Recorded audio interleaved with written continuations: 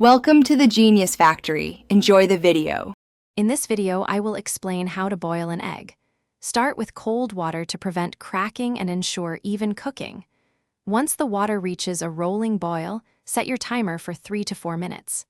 This timing will give you a perfectly runny yolk, ideal for dipping toast.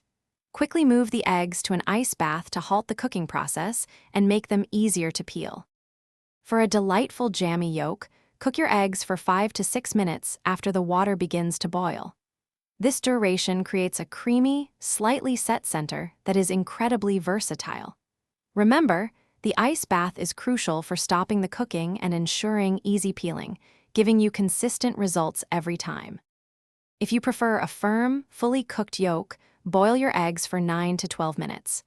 This range ensures the yolk is completely set, perfect for salads or deviled eggs. After boiling, immediately plunge them into an ice bath for at least 5 minutes. This step is key for easy peeling and preventing a green ring around the yolk. For the best results, use eggs that are a few days old. They peel much more easily than fresh ones.